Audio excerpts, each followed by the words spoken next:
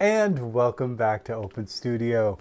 If you're watching this in a premiere and we have that fancy intro screen, I feel like I should do like something really special. It feels like it's a big build up for, hey, how's it going? It's Steve. We're painting stuff. But anyway, thank you for coming in. Just a quick bit of housekeeping today.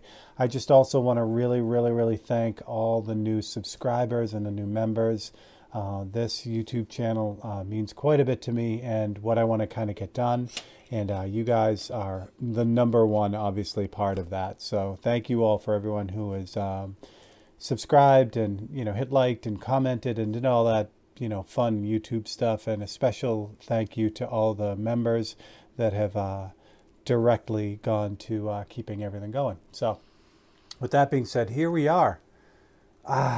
We are getting so close. I don't know if this is the last painting episode of this. There is only one or two left, which is pretty exciting on this one. And that brings up the next bit of house cleaning, which the video, it might not be next week, but it's coming. It might be at the end. But I am in the process of filming the video that is all about framing for this one. So I'm going to switch cameras real quick and to this big one. So now you can kind of get the scale of this painting. It's pretty tiny.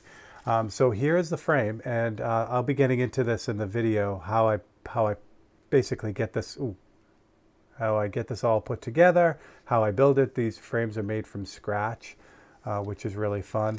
And the backdrop for this painting is going to be carbon fiber.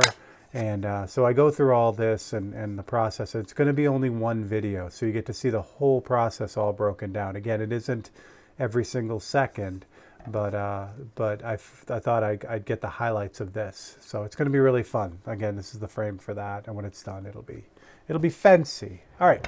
So speaking of getting this done, let's see what we can do here. We do have a lot to do. Kind of, sort of, in a way. I'm super happy whenever the wheels are done, and I've lamented about this over videos, the past 3 or 4 videos or whatever. Wheels are the toughest on these paintings. Once they're done, that's like huge. It's like doing a portrait, but yet seeing the likeness. You get to the point where you start to see the likeness of the person you're painting, and then you're like, oh, that's good. So it's the same thing for me with the wheels. Once I get the wheels done, it's a big relief. So I did notice some things that I want to kind of address now before I kind of go on with this. Right along the edge, and I didn't notice this until I watched the premiere with you guys. Right along this edge, this fade got damaged. Right here, there's the red showing because the white of the fade had kind of gotten damaged from just handling. So what I want to do is I want to fix that now, so I'm not worrying about it later. Here's the thing about this: like, you guys can see clearly because you're literally like standing on top of this thing. If I'm leaning back about 12 inches right now, I can't see it. I could leave it, but it goes to those things with these blades that if I leave something, that's on me, like I'll know it. And ultimately, fixing all those little teeny tiny things are the things that don't allow those things to all build up and make it not be what it's supposed to be. If I leave a bunch of those things or all of those things, then it's just a subpar painting. You know what I mean? All right. So let's fix it. It's a super easy fix. It just really takes 2 steps. Now, you would think I could just take the white and then just spray over it and fix it, but that's going to end up, what that's going to end up doing is causing that highlight, which I like, to be a lot brighter, and I don't want that. So what I need to do is I need to take the curse off the damage first, and then I can respray the white. So if I was a good doobie, which I hope I was, excuse me, I still have the cutout for that white highlight. Excuse me, jeepers. All right. Come on, man. Come on. You know you can do it. Ha. Ha. Ha. I try to save these, but that doesn't always, especially with razor blade cutouts, it doesn't mean I actually, save them because they get lost or whatever. So we'll need that to do the white in the end. But first we got to do the red. So the red's going to kind of, like I said, take the curse off the damage there. So I'm going to grab airbrush. I should turn this back on because I know I'll forget. Ever since those couple, if you watch the Generations Open Studio, the Harley painting, the old Harley, there was a couple episodes there that I forgot to turn the mic on. I did the whole episode, looked down, and I saw that the mic was off. So that means none of the audio recorded, and I had to go back in and overdub all the audio, but that's, you know, can't always remember exactly everything you said, and so now whenever I do a video, I'm like in terror looking down at to make sure I have it on. All right, so this is, I gotta get rid of this one. Okay. So this Open Studio is the first painting for today. You know, this is the first painting I've done today. So I apologize that sometimes things seem a little bit chaotic, because it's not just that they seem chaotic, they pretty much are when I get going in the morning. So what I did was I got just a drop of Pyro Red, which is that base color. I'm going to mix up more of this too. And this is the 40-50, 40-11 mix, 1:5, 1 part 40-50 to 5 parts reducer.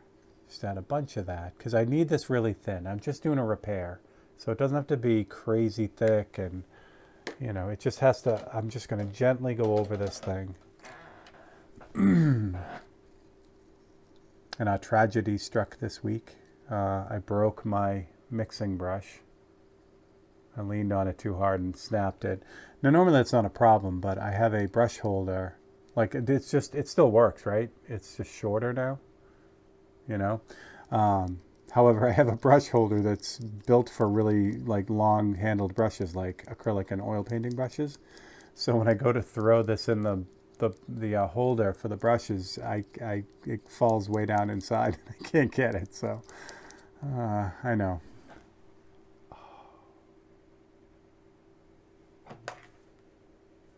Hold on 1 second here.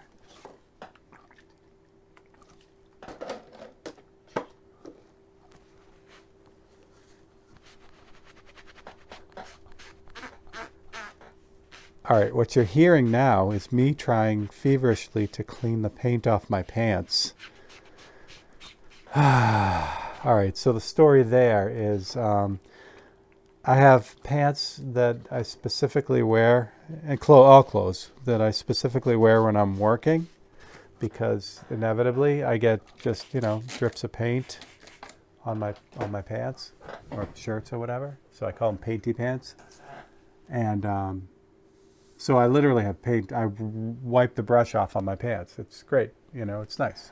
And I forgot this morning, and then I got dressed. I put on regular pants, meaning no paint on them, and I just wiped my paintbrush on my pants. So, okay. What could go wrong? Here we go. I know, you're not here for this. Shut up. Just do your job. I'm doing it. I'm doing it. So I've got the red in here. Oops, I'll get that later. Make sure this is spraying well, and it is. So now what I'm going to do is I'm just going to really lightly kind of erase that highlight almost. Not all of it, but just to start. Because what I want to do is I want to get that ragged white, you know, highlight edge off. I'll make sure you guys are right in the middle. There we go.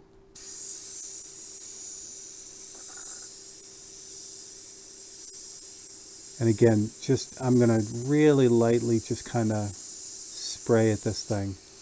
Make sure the paint is coming out. There we go.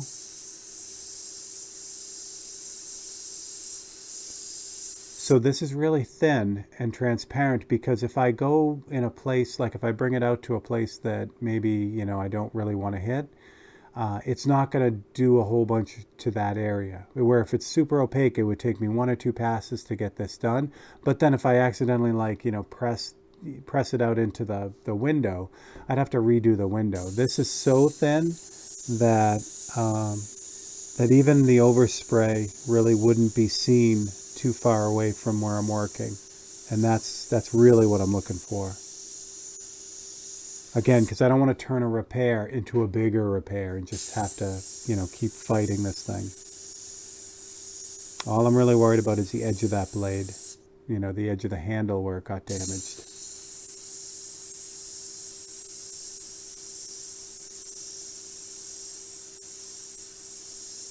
So even this the little seam line for the window, that won't get covered by the overspray. Because it's not, unless I specifically sit there and, you know, paint on top of it. Good. That's all it takes. Now we jump to the white. And I need a really reduced white, which I already have because I use white and black frequently. So I have I don't know if there's enough in here. There's a 1 to 10 mix. It's 1 part paint to 10 parts reducer. And this I'm just gonna kind of refade that highlight in.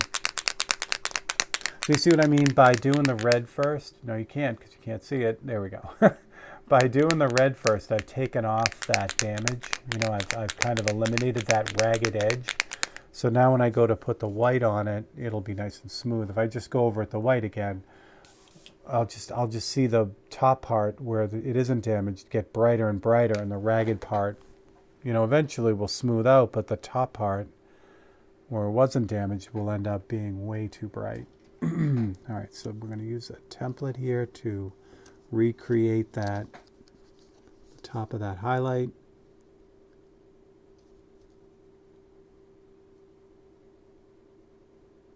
Yeah, that highlight was right on the edge of the blade, the handle. There we go.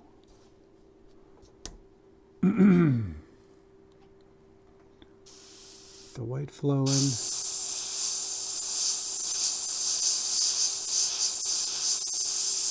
My little fingers are too fat, so we'll use the hold down here.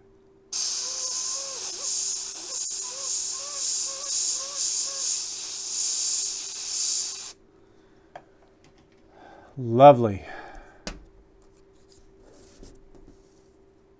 Oh, that wasn't even where the damage was. It was up here. That's all right. Let's try that again with less sucking. There we go. It was the top highlight, not the bottom highlight. So what I did by accident there was I just brightened the lower highlight, which I didn't mean to do. So when we're done with this, we're going to take a quick look at the bottom highlight to see if I overdid that one. This one is the one I wanted. That's all it takes, just a bit. Yeah, that's what we wanted. All right, so I'm going to take a look at this bottom highlight since I just brightened it up like crazy. So I will switch. You guys will look with me. So let me switch to the reference photo here. And we'll take a look at it. I'm pulling it up. It's you guys are looking at it now, but I got to pull it up. It's the magic of video editing. Yeah, that highlight's way too bright now. Okay. And you guys see it, but actually it works out well because see the front side of that highlight is kind of bright. I like that. And then the shadow is in the middle of it, which blows out the middle of that. But I also like the way that is. That doesn't overly matter because the hole of the blade, let's switch back to the painting. The hole of the blade is where that red is, you know, where the shadow is. So we're just gonna tone that down a little bit because it is a little bit too bright, the highlight now. And that's super easy. I still got the transparent red in here. What I want to make sure is that I don't get this on the wheel, though. I don't even want to take a chance that I turn that wheel pink. So I'm just going to really just gently, with really light dry layers, go over that a little bit. So what I do is I put a layer on and I lean back. And you guys can't do that because I'd have to move the camera and it's a pain in the butt. But I lean back and just take a look at the whole thing. And I think I like it. I like it. I'll leave it right there. I'm not going to mess with it. All right, now, super important because that's, again, edges on this painting are really vulnerable to what just happened, to that damage.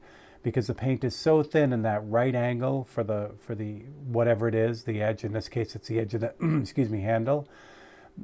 it doesn't matter what kind of paint you put on there. It's going to be vulnerable right at an edge, always. So I want to make sure that I don't do that again, that I don't damage that again. Excuse me. And the easy way to do that is just to put a little bit of, oh, do I have Autoborn Sealer mixed up? Autoborn Sealer would be the best because that's the strongest. The question is do I have enough mixed up to do that job? I do. Again, this stuff, all of this stuff, anything, paint, 4050, this transparent sealer, which is a 6000. This stuff, generally, I try to only pre-mix a little bit of it so that I'm only using, you know, I don't have a bunch of this stuff pre-mixed in large quantities. Because I've always been taught that, you know, once you add the reducer or whatever to it, especially reducer, that essentially the clock starts ticking on it in a way. I've never had a problem, but it's, you know, by avoiding premixing in large quantities, again, I've never had an issue. So I'm going to keep doing that. So that's why all these, you know, pre-mixed versions of all this stuff are in 1 ounce bottles for me, because I know I'll have to mix more before it goes bad, if it ever does go bad. All right, so I got a little bit of transparent sealer in the brush now, and all I'm going to do is I'm going to go over the whole painting, but really what I'm concerned with is the edge here.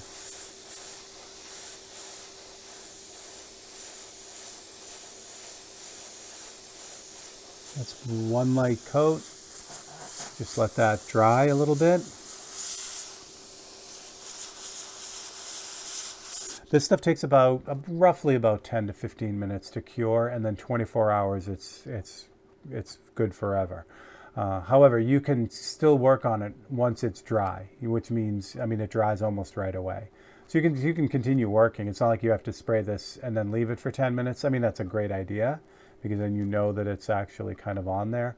But if you're just using it like I'm using it here, where it's just a you know, protective barrier, you can pretty much start working right away on it. You just got to be careful, you know what I mean? So I've got one coat on there. I'm just going to put one more coat right across the edge of that blade, since that's really what I'm protecting. There we go. Let that dry and we're ready to get back to work. I'm going to leave that in this brush for now, just in case I need it again. All right. Again, so that's protected now. That's going to stop. If what happened there, the reason why the paint got worn off is just because I was putting the copies on there. The edge of the paper, which paper is, believe it or not, it's rough, you know, comparatively. It was strong. It was acting like sandpaper, and every time I put a template on there and moved it around, it was rubbing off the edge of that you know, surface. So now it can resist that. I don't have a whole bunch more to go, but again, for me, I don't mind doing the repairs, but if they're useless, if they could have been avoided, that's what I really want. I want to not have to get into repairing dumb stuff. All right, we are 18 minutes in, and we are doing great. So what do we do next? Wow, we are at the end. This is awesome. I got to do the license plate. I got to figure out what I want to do there. I got to do the logo. I might as well knock out the logo on the side. What else do I got? The side mirror is done. Oh, okay. Yeah, we'll do some of this. Yeah, let's get some of the details in. So the logo itself, I'm going to leave this copy close by because maybe you guys can see it too. Again, I always jump back and forth with these between using the photocopy for the reference and then using, like you guys saw earlier, the big photo. I generally go with the photocopy first to see how it really looks, and then if I have a question about what I'm looking at in the photocopy, then I'll go to the big photo. But I don't want to rely on the big photo, and I've said this before. I don't want to rely solely on the big photo because then it starts having me put stuff in the painting that you wouldn't be able to see normally. You know what I mean? Like, for instance, again, I keep jumping back to portraits because most people can understand that. say someone has really light freckles and you're painting their portrait. You know they have freckles, and then you put them in, but you put them in much stronger than they really are. Yeah, they're there, but because you are using your brain more than your eyes, you put all these big fat freckles in, and it now doesn't look like what the person should look like. Well, it's the same thing with these details. On a scale, some of the details just naturally disappear at the scale. It's just too small. I know they're there. I want to put them in. You know, like especially like the letters on the back, the Shelby letters on the back. I really want to write out Shelby, but you can't read them at the scale. You can't. So you got to paint what you see. If you paint in the letters, actual letters, they're going to be bigger than they should be. They're going to look wrong. It's just, it's the hardest part about these blades really, is to decide what can stay in and what can't be in there. Oh, coffee's so good. Yet I digress. All right, let me get some reducer in here. Make sure. Incidentally, if you do get, jumping back to the sad paint on my pants issue, if you do get paint on clothes that you don't like, or that you do like, a good way to kind of, what you should do immediately with Createx paint, because Createx will be permanent in cloth. You could use Wicked colors on t-shirts without a problem. And once they're heat set, they're in there. So as a result, they also stain your regular clothes if you get stuff on there. So the way to get it out is to not let it dry. So as soon as you get paint on the clothing, flood it with water. Maybe even if it's color safe, you know, and you know it's color safe, like jeans, I would then, what I did here is, I know this is great, you're getting laundry advice now. I put rubbing alcohol on it as well. I have isopropyl rubbing alcohol here too. So I hit it with both water and isopropyl. And then what I would immediately do is go over and put them in the laundry. You know, get a little bit of Shout or whatever spot remover you like. Put that on there as well, and then put it in the laundry. And usually it all comes out because you just don't let it dry. If it dries, you know, if you say, I'll get to it later, then that's permanently in there now.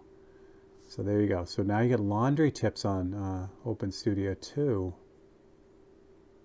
All right, so the logo, again, the logo is a perfect example. It's this, you know, all it appears as is a little cross, but it's got a snake in it, and it's got this and all this other stuff, and I'm like, I can't put that in there. So that's it. That's the logo. Actually, it's not quite the logo. So there's a highlight, a shadow there, which I want to get. And for this here, this is the color here. It's Pyro Red and a little bit of black. It's a great shading color. I used this the other day on another project. So the shading color is great, because if like that logo didn't come out quite right, like say it's too thick, which it is, I can use a shading color not only to add that drop shadow underneath it, the shadow underneath the logo, but I can also use it to clean up the logo too, like that. That is quite stunning. Okay, the detail above in this little, the cutout on the side of the car, I'm going to need this to flow a little bit better than it is right now, because I need to pull off the line that's there. Lovely, lovely. I should have grabbed, I have a new, this is an older Winsor Newton, you can tell because the letters are wearing off. I do have a brand new one. I usually have, a couple ready to go, but this brush just keeps on going. So, all right, so let's start with that door handle, which is right here. And if I had any question on this, I could just grab a color copy, or I'm sorry, just a regular copy. But it's easy because I have the shadow from this cutout on the side of the car, so that helps me place the door handle where it should be. But if I had any doubt, I would just grab a copy and do that flip trick, or even cut out the handle so that I could spray through it real quick so I got it in the right spot. Excuse me. So, at this stage of the game, again, the finish line is right there. So, the urge is to just power through and get the stuff done. but that's always when the mistakes happen. So, all right, so this line here along the body is where the top of the cutout is. That is awesome. Is that dark enough? Is that dark enough?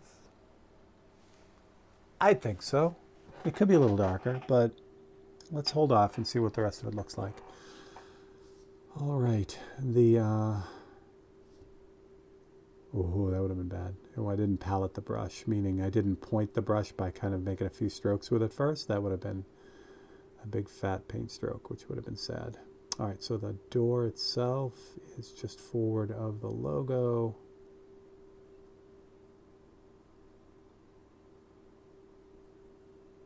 Just the indication of the door.